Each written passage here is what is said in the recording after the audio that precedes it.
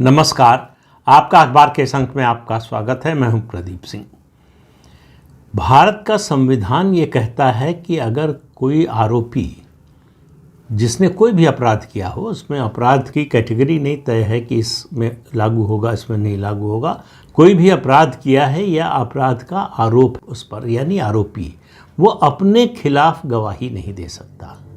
अदालत नहीं मानती कि कोई व्यक्ति अगर अपने खिलाफ गवाही दे रहा है तो वो सही बोल रहा है, ये कानून उसको स्वीकार नहीं करता। ये भारत का सेटल्ड लीगल सिस्टम का जो हिस्सा है वो है, सेटल्ड कानून है। लेकिन सवाल मेरा आज किसी संवैधानिक प्रश्न पर या लीगल मुद्दे पर नहीं है। मेरा सवाल है कि क्या कोई राजनीतिक दल अपने खिलाफ प्रचार कर सकता है? अब आप कहेंगे ये कैसी बात? जी हाँ, ये होते हुए हम आप सब लोग देख रहे हैं कि एक राजनीतिक दल है जो अपने ही खिलाफ प्रचार कर रहा है और उस बात का प्रचार कर रहा है जिस अपराध का आरोप है उस पर। और आरोप क्या है? उसके राज में जंगल का कानून चलता था, जंगल राज। आप समझ गए होंगे मैं किस प्रदेश की और किस पार्टी की और किस नेता की बात कर रहा हूँ। लालू यादव के परिवार का जब तक राज रहा बिहार में जंगल राज था। ये 1997 में सुप्रीम कोर्ट में एक सुनवाई के दौरान सुप्रीम कोर्ट की बेंच ने ये टिप्पणी की थी। ये किसी राजनीतिक दल का आरोप नहीं है। बाद में राजनीतिक दलों ने इसका इस्तेमाल करना शुरू किया, वो अलग बात है। बिहार में जो कुछ हुआ लालू और राबड़ी के राज में, उसकी कहानियाँ जो है अगर आप 100 साल तक सुनाएंगे तब भी सुनने वाला सुनकर सिहर उठेगा। लेकिन ये सब हुआ लोकतांत्रिक भारत में, और ये सब हुआ किसके संरक्षण में? कांग्रेस पार्टी के। सत्ता में थी तब भी, सत्ता से बाहर थी तब भी, आज भी कांग्रेस पार्टी उस राष्ट्रीय जनता दल का साथ देती है, उसके साथ खड़ी है, गठबंधन में है। और बल्कि 2004 में कांग्रेस की सरकार बनने में बहुत बड़ी भूमिका थी लालू प्रसाद यादव की। अगर लालू प्रसाद यादव और उनकी पार्टी आरजेडी समर्थन में ना आई होती तो गठबंधन बनाना, यूपीए बनाना बहुत कठिन हो जाता सोनिया गांधी के लिए। लेकिन लालू प्रसाद यादव ने साथ दिया और कांग्रेस ने साथ लिया। कांग्रेस को भ्रष्टाचार से कभी कोई परहेज नहीं रहा। वो भ्रष्टाचार का विरोध करती है, उसके खिलाफ आंदोलन चलाती है, और शरद जोशी की भाषा में कहें, कांग्रेस जो है सबसे बड़े संतुलन वाली पार्टी है। वो संतुलन साध कर चलती है, भ्रष्टाचार का विरोध करती है और भ्रष्टाचारियों का साथ लेती है, अपराध का विरोध करती है और अपराधियों को साथ लेती है, जंगल राज का विरोध करती है और जंगल राज चलाने वालों का साथ लेती है। ये है कांग्रेस पार्टी। लेकिन आज कांग्रेस पार्टी की बात नहीं कर रहा हूँ। आरजेडी का चुनाव प्रचार आप भी देख रहे होंगे एक्स पर, और उसके अलावा इंस्टाग्राम पर जिस तरह के गाने बज रहे हैं, प्रचार गीत बज रहे हैं, वो सुनकर आप डर जाएंगे। आप किसी भी देश के किसी भी कोने में रहने वाले हों या देश के बाहर रहने वाले भी हों, जिस देश में भी डेमोक्रेसी है वहाँ के लोग अगर ये सुनेंगे, और बहुत से लोगों ने सुना भी होगा, तो उनको विश्वास नहीं होगा कि कोई राजनीतिक दल चुनाव के समय अपने बारे में ऐसी बातें कैसे बोल सकता है। आरजेडी पर और लालू परिवार पर आरोप क्या है? एक भ्रष्टाचार का है, जिसमें लालू प्रसाद यादव को मैंने पहले भी बताया था 32 साल की सज़ा हो चुकी है, कुछ साल जेल काट चुके हैं, बाकी काटना बाकी है। पूरा परिवार किस दिन जेल चला जाएगा मालूम नहीं, क्योंकि लैंड फॉर जॉब केस में जो है चार्जशीट फाइल हो चुकी है। अदालत ने उस चार्जशीट का कॉग्निजेंस ले लिया है, संज्ञान ले लिया है। अब उस पर केवल सुनवाई होनी है, उसके बाद फैसला आना है। और वो ऐसा मामला है जिसमें परिवार के सदस्यों का जेल जाना लगभग तय है, बाकी तो अदालत का फैसला होगा। ऐसी हालत में भ्रष्टाचार को तो अभी छोड़ दीजिए, जंगल राज की बात कीजिए। भाजपा और जनता दल यूनाइटेड सबसे ज़्यादा जो हमला कर रहे हैं, सबसे बड़ा मुद्दा बना रहे हैं आरजेडी के खिलाफ, वो जंगल राज का है। तो ऐसे में आरजेडी का क्या रवैया होना चाहिए था? अपनी बातों से और अपने काम से ये साबित करते कि हम जंगल राज के साथ नहीं है या हमने जंगल राज छोड़ दिया। कम से कम इतना तो कर सकते थे कि हमने वो रास्ता छोड़ दिया। लोगों ने हमें बड़ी सज़ा दी, हम 20 साल से सत्ता से बाहर हैं। बीच में 1.5 साल नीतीश कुमार के साथ आ गए थे तो आ गए सत्ता में, नहीं तो 2005 से लगातार सत्ता से बाहर हैं। बिहार की जनता हमको स्वीकार नहीं कर रही है। क्यों? जंगल राज की वजह से। लेकिन आप प्रचार गीत सुनिए जरा, कुछ मैं आपको कुछ पंक्तियां सुनाता हूं अलग अलग प्रचार गीतों की। मार देव गोली अहिरे के राज चली। अब आप जातीय भावना भी भड़का रहे हैं और हिंसा की भी बात कर रहे हैं और खुलेआम कर रहे हैं। बिहार में यादव समाज के लोगों की संख्या कुल आबादी का लगभग 14.5% है। हम कहते हैं इससे ज़्यादा भी हो तो कोई भी जाति लोकतंत्र में ये कैसे क्लेम कर सकती है कि हमारा राज चले, हमारी जाति का राज चलेगा। लेकिन आरजेडी ये कर रही है। किसी हाई कोर्ट, किसी सुप्रीम कोर्ट ने कॉग्निजेंस नहीं लिया है। चुनाव आयोग भी चुप्पी साधे हुए है। जाति और धर्म के आधार पर आप प्रचार नहीं कर सकते, लेकिन खुलकर प्रचार हो रहा है। तो जो लोग सवाल उठा रहे थे, बहुत से लोग बड़े बड़े विशेषज्ञ हैं, उनका कहना था कि अरे भाई 2005 से लालू प्रसाद यादव का परिवार सत्ता से बाहर है। जिन लोगों ने 1990 से 2005 तक देखा था जंगल राज, वो पीढ़ी अब पुरानी पड़ गई, नई पीढ़ी आ गई है। पिछले 20-25 सालों में जो लोग वोटर बने हैं, अब जो वोटर बने हैं, उन्हें कहाँ से याद आएगा जंगल राज क्या था। तो वो अगर भूल रहे हों और उनको उनके विरोधी यानी बीजेपी और आरजेडी याद दिलाने की कोशिश कर रहे हों तो एक बात समझ में आती है, राजनीतिक प्रतिद्वंदी है। लेकिन आरजेडी खुद ही याद दिला रही जंगल राज की और कह रही कि अगर उसकी सत्ता आई तो वो क्या करेंगे। वीडियो में राइफल, पिस्तौल, लाठी सब दिख रही है। भैया के आवेद कट्टा सटा के घरवा से उठाए ले, मतलब सीधे सीधे अपहरण की धमकी दी जा रही है।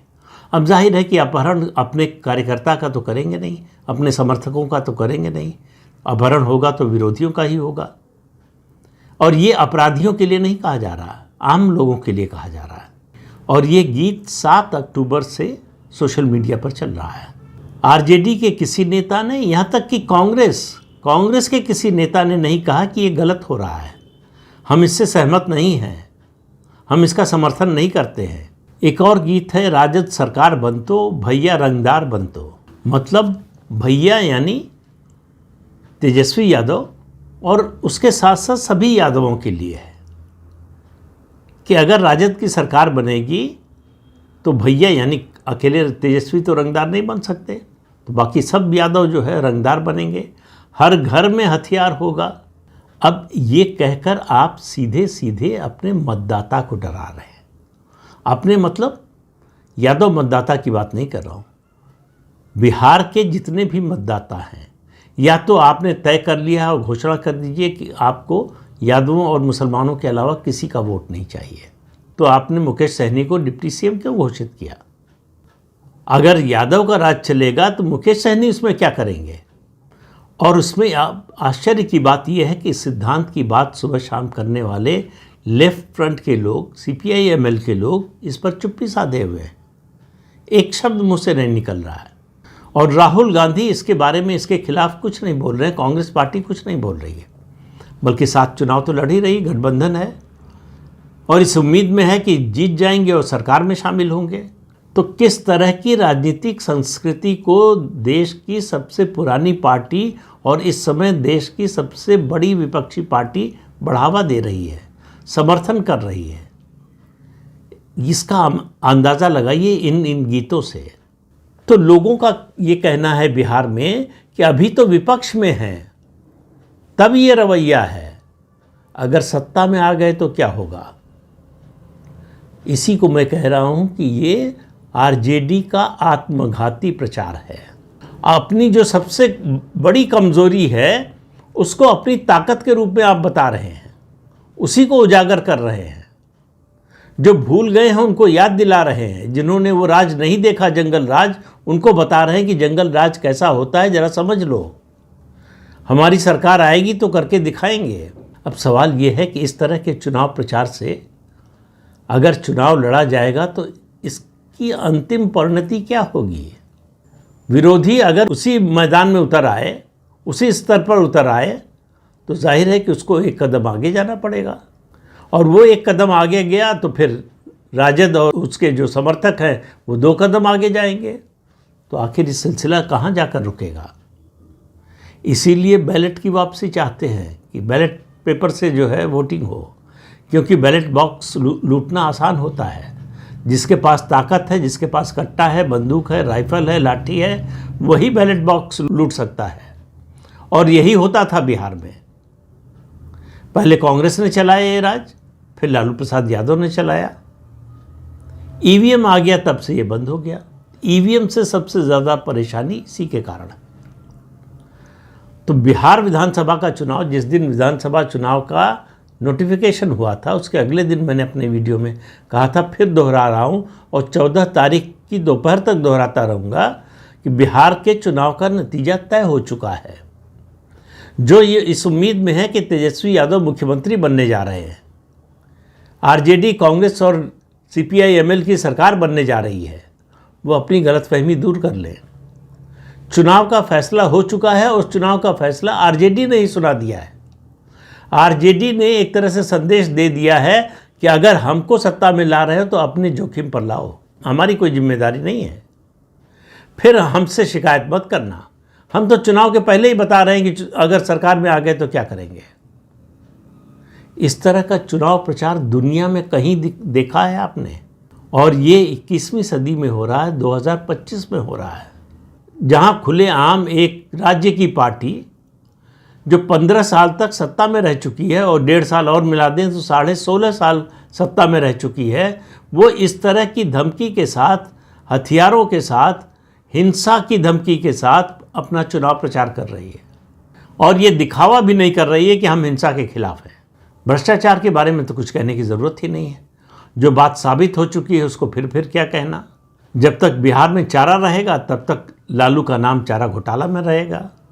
तो इसलिए आरजेडी जैसी पार्टी पर प्रतिबंध लग जाना चाहिए, चुनाव लड़ने पर रोक लगनी चाहिए। सुप्रीम कोर्ट छोटी छोटी बातों का कॉग्निजेंस ले लेता है, स्वतः संज्ञान ले लेता है। आखिर ऐसे प्रचार का स्वतः संज्ञान क्यों नहीं ले रहा है? एक सवाल है जो लोगों के मन में है कि आखिर किसी भी पार्टी को, और वो आरजेडी हो या कोई भी पार्टी हो, उसको इस तरह के प्रचार की इजाज़त कैसे दी जा सकती है? और खुलेआम धड़ल्ले से इस तरह का प्रचार हो रहा है। किसी अदालत ने नहीं कहा कि ऐसे वीडियो हटा लिए जाएं। किसी कांग्रेस के नेता ने नहीं कहा, कांग्रेस की बात बार बार इसलिए कर रहा हूं कि कांग्रेस एक राष्ट्रीय पार्टी है, उसकी राजनीति केवल बिहार तक सीमित नहीं है, देश के दूसरे हिस्सों में भी है। 3 राज्यों में अब भी उसकी सरकार है। और बीजेपी के खिलाफ सबसे बड़ी पार्टी कोई अगर है तो आज भी कांग्रेस ही है। इसके बावजूद कांग्रेस जिस तरह से चुप्पी साधे हुए है, वो बताता है कि उसने भ्रष्टाचार पर तो पूरी तरह से समझौता कर ही लिया है, घुटने टेक दिए हैं, क्योंकि वो खुद भी जो है उस हमाम में नंगी खड़ी है। लेकिन हिंसा की राजनीति के पक्ष में इस तरह से कांग्रेस खड़ी हो जाएगी, शायद ही किसी ने सोचा हो।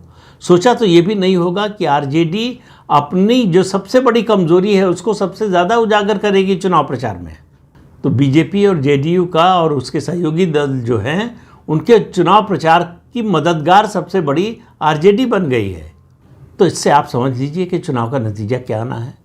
जो लोग सुन रहे हैं, जिन्होंने जंगल राज देखा है, भुगता है, जिनके परिवार ने भुगता है, जिनके बच्चे अपने माता पिता से, घर वालों से ये कहानियाँ सुन चुके हैं, परिवार ने क्या क्या भुगता ये जान चुके हैं, परिवार कहाँ से कहाँ पहुँच गया ये उनको पता है, उनको अगर थोड़ा सा भी अविश्वास रहा होगा अपने घर वालों की बात पर, तो ये चुनाव प्रचार देखकर पूरी तरह से विश्वास हो गया होगा। ये चुनाव प्रचार आरजेडी की ओर से जो सोशल मीडिया पर हो रहा है, ये मतदाताओं को आतंकित करने के लिए।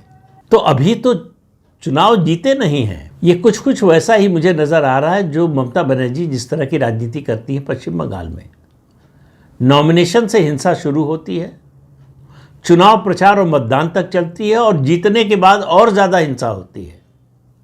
तो आप समझ लीजिए कि अगर चुनाव से पहले ये रवैया है चुनाव जीत गए तो क्या होगा, इसकी कल्पना आज आप नहीं कर सकते हैं। तो इस अंक में इतना ही। अगले अंक में फिर मिलेंगे किसी नए मुद्दे के साथ। तब तक के लिए अनुमति दीजिए। आपसे अनुरोध है कि चैनल देखिए, शेयर कीजिए, लाइक कीजिए और सब्सक्राइब जरूर कीजिए। नमस्कार।